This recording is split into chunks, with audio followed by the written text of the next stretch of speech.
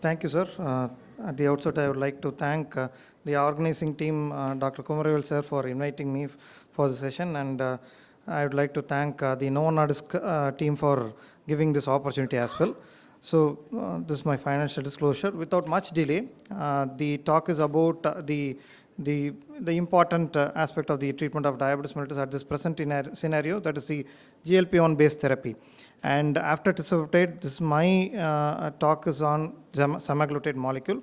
Particularly, I will be covering about the oral part of it, and we'll see how it is going to be useful in the present day practice, where it is going to fit in, how it is going to be practically be used in the present day practice. So we know that diabetes is not a single entity, it is going to be a multitude of syndromic etiology. So we have the cardiac, renal and the metabolic complication that is going to be the most important culprit behind the morbidity and mortality. So the AHA, they have given the term of the CKM syndrome just to make sure we are understanding the entire pathophysiology of diabetes and its complications, so that we can choose the medications at the right time for a right patient, so that we can prevent the complications in their future. So this is the stages of CKM syndrome. We can see stage 0 to 5. The highlight is the stage 0 to 4, sorry. So stage 0 and 1 being silent disease. The most of the patients where we see in the day-to-day practice will be in stage 2, 3 or 4, where the patient will be either having risk factors, maybe a obese patient with hypertension, or a patient with renal colic or renal calculi with obesity, and the patient will move on to the successive stages in the future. So the patient will be silent up to stage 3, and most of the time they will be presenting with the clinical complication of CAD and CKD at the very end. So our aim is to not pick up from stage 2 or stage 4. It is our aim to pick up at stage 0 and stage 1, so that we can prevent these complications in the future. And the more and more we study into depth of pathophysiology, we understand that we are still naive, because we are talking about the food, we are talking about obesity, we are talking about a lot of complications, but still there is no one particular cure for these kind of illnesses. So our understanding is very naive, and we need to start emphasizing the goal of understanding the pathophysiology, so that we can use the medications in the early phase, so that we can prevent the complication to progress on. And the CKM syndrome is not a single entity. It is considered to have the metabolic complications. It is considered to have the chronic kidney disease, the cardiovascular disease, and ultimately we need to have a solution which is going to tackle all the three into a single entity. So that is the ultimate aim of us. So the potential solution for tackling this entity is going to be focusing not only at the glucose level, we need to start looking at the weight, with the renal function improvement and the cardiovascular function improvement. So that is the whole point of the CKM syndrome that has been spoken in detail over the last couple of years. After 2023, after the AHA they came in, they had changed the approach of treating diabetes mellitus, and this particular group of agents called GLP-1 receptor agonists, they have changed the approach of treatment. From 2011, we have this empagliflozin and the SGLT2, they are running the show. Now we are in the era of GLP-1 receptor agonists, which they are trying to see potential benefits. How are they? When you look into the GLP-1 receptor agonisms, we are able to see the effect not only at the pancreatic level, it is having the effect at the blood pressure, the blood vessel level, the gastrointestinal tract, and as well as the central nervous system. So the benefit is going to be a multimodal in approach. What it does is, if you look into the brain axis, the incretin-based therapy are going to help out for reducing the satiety, so which in turn, improving the satiety, which in turn will promote the patient to have a low intake of food, which again causes the calorie deficit in the patient. Second, at the heart level, it has a cardioprotection. It induces a lot of natriuresis, reduces the blood pressure level. It stabilizes the endothelium. We know about the nitric oxide, which is going to be relaxing the vascular smooth muscles. They are going to be lesser in patients with diabetes mellitus, and this particular molecule is able to reverse that pathophysiology, which makes this molecule to increase the nitric oxide responsiveness at the blood vessel level, and the inflammation is also going to be reduced. At the liver level, it is able to reduce the fatty acid that is being formed and the inflammation that is there, so which in turn results in improvement in the MASLD. At the pancreatic level, we know the incretin effect, it increases the insulin and reduces the glucagon level, and that is the main mechanism behind the benefit for the hyperglycemia. And at the renal level, it induces the natriuresis and diuresis, and this is irrespective of the SGLT2 based mechanism. It's basically a direct mechanism, and this in turn will reduce the blood pressure level. And this, when you see this combination, we know that it is able to target the main vital elements of the cardiovascular tree, and that is why it is going to be a target agent for the CKM syndrome. And with this background, all the international bodies, they are able to endorse this molecule for the treatment of the diabetes patients for the prevention of CKM syndrome or the treatment during the continuation of CKM syndrome. And I would like to see about the CKM syndrome, what is the role of oral semaglutide molecule. And the initiator, we know this particular molecule over the last, from 2008, and from 2008, it took 10 years for it to come out, and from 2017, it has been used world over for the utility of treating diabetes mellitus. And till now, oral semaglutide is approved for the use of treating diabetes mellitus, but it has an effect on the weight reduction also. And if you look into the structure, 3 changes at the 3 important amino acid chains. Amino acid 8 is being the main changer, where it is going to be preventing the degradation by the DPP4 enzyme. There's a spacer, which is, with this way, it is going to have the clinical benefit of extension of its shelf life, and there's a substitution at the 34. And with this background, they are able to have a DPP4 inhibition, DPP4 degradation is prevented, and they are going to exert an extended agonism at the GLP-1 receptor levels. And how it is being derived, this is a peptide molecule. We know that all the peptides, they are given injected, but the peptide which is going to be given through oral route, it is going to be disintegrated by the acid. To prevent that acid to disintegrate or digest it, we have the snack protein, so a snack being given. This chemical, when it is given with the equimolar concentration to semaglutide, it prevents the degradation of the semaglutide molecule. It allows the semaglutide to touch the transcellular pathways, with which the semaglutide is getting inside the interstitium. So this is a protector, and this protective mechanism is with the snack protein, and this is able to get the semaglutide molecule across a transcellular membrane. That is how it is going to act rightly as an oral molecule. So we know that this is going to have the effect at the GLP-1 receptor agonism, and with this background, the clinical data has been very well established. These are all the pooled data from pioneer trials, all the pioneer trials, 19 trials, our phase 2 from one trial, 6,600 patients were studied, and out of which, when they looked into the entire pioneer tree, they noted that HbA1c less than 7%. That is the target HbA1c according to all the international consensus. The 7 out of the 10 patients is able to achieve it. In this present scenario, we get at least 1 to 2% of the patients, they are able to achieve this particular target of less than 7%. But in these trials, it shows an enormous result of the control is being better with this particular molecule. And when you look into this itself, we can see that from the placebo agent, comparator, and the oral semaglutide molecule, the oral semaglutide is able to achieve that extra 0.6% of HbA1c benefit. So maximally, it is able to achieve the 1.5% HbA1c reduction. And in terms of the weight loss, the patient is able to have at least additional 5 kg reduction. And with this both together, they are having a huge benefit of both A1C and the weight loss. So we know that the patients with type 2 diabetes mellitus are regarded as obese patients, and this molecule is able to target both the weight and the HbA1c target, so that the patient has the equal benefit of both the agents. And when you look into the HbA1c benefit, when the HbA1c is considered at the baseline of more than 9%, we can see that the molecule is able to achieve still better results. HbA1c was improved from 1.5% to 2.6%. This is according to all the other drugs. If the HbA1c at the baseline is being higher, the important effect of A1c is going to be on the higher level, and this is going to be same with the Asian population also. And that highlights that A1c benefit is much more higher when the patient's overall baseline HbA1c is on the higher side, and at the same level of weight, the A1c is much better. So that indicates it is not not the weight that is the main thing. It's also the A1C at the baseline with which the patient is going to have the benefit. The usual HbA1c reduction is much better. This is across all the pioneer trials, where this data is about pooling, where the HbA1c is reduced by, improved by 1%, and the weight is lost by more than 5% across the patient groups.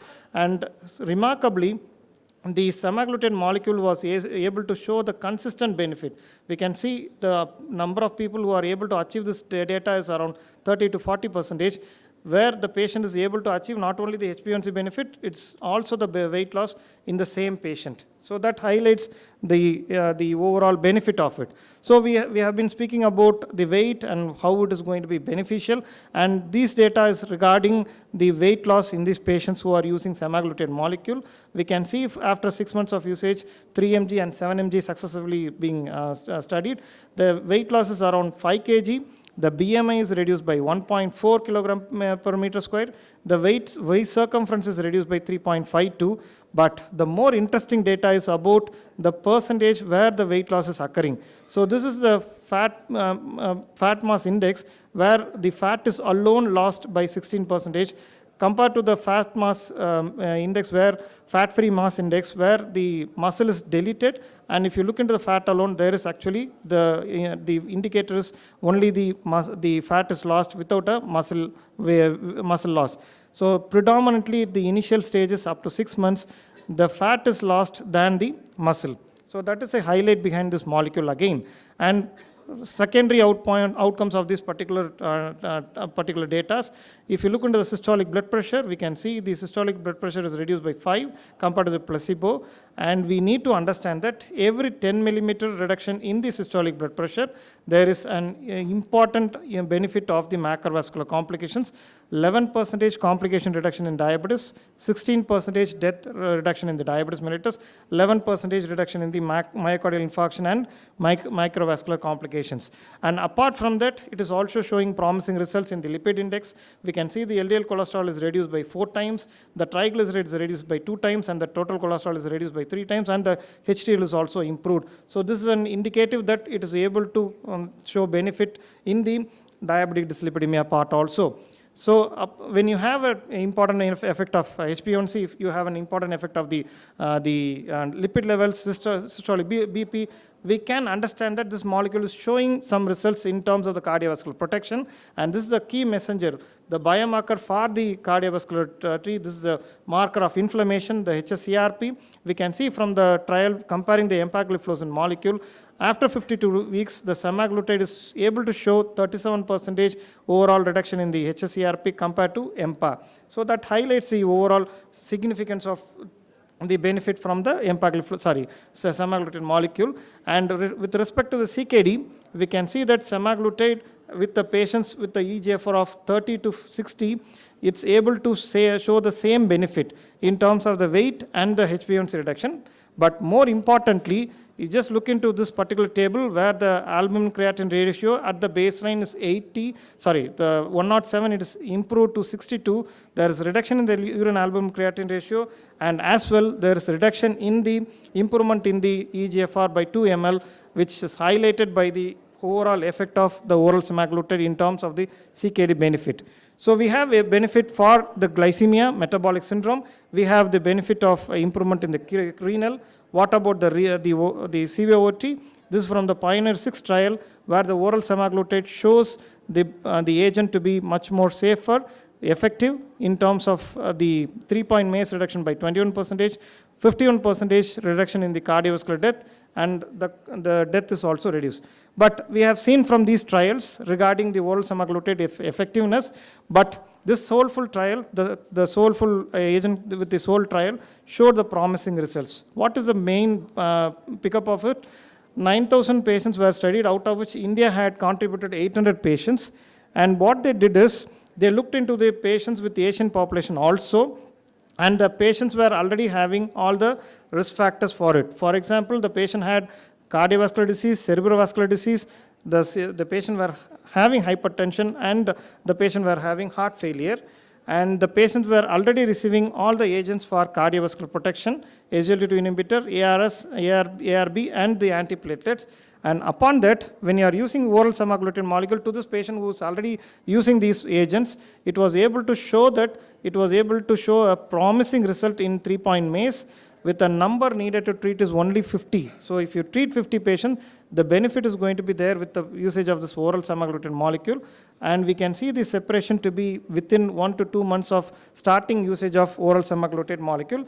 Just to highlight that this whole trial was showing the results of the agent independent to the agents that were already available. For example, SGLT2, we know that statin is going to be effective, we know that ARB is going to be effective, but upon that, this molecule, when it is added to that particular regimen, it was able to show the results are much more higher than the agents which are used in the continuum.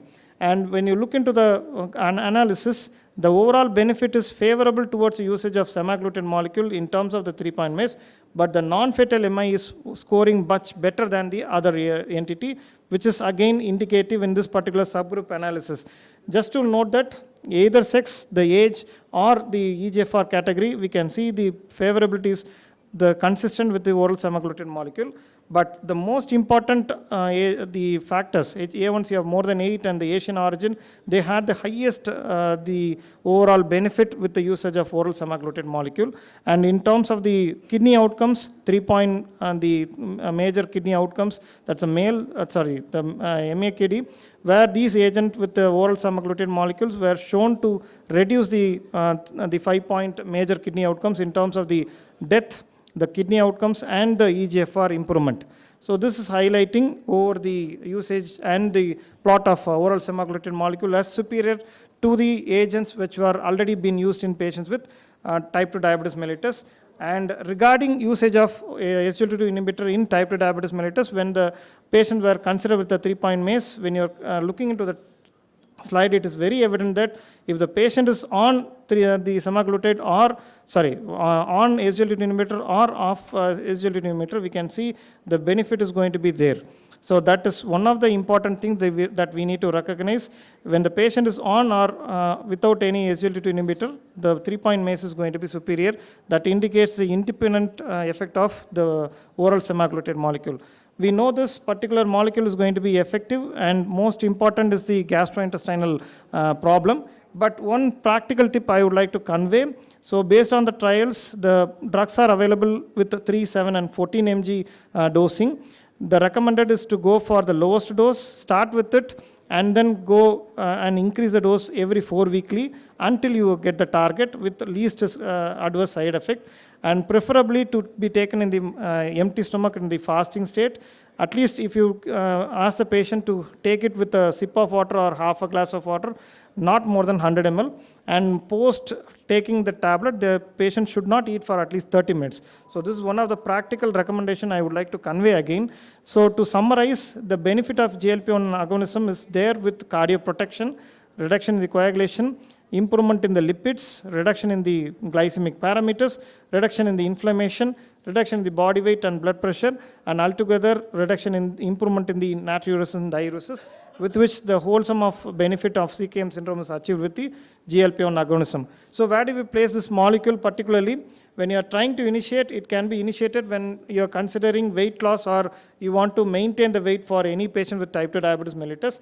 And if you want to avoid the hypoglycemia, where the patient is on, say, like a metformin therapy, you want to add a drug which has the least hypoglycemic chances, definitely this molecule can be a choice.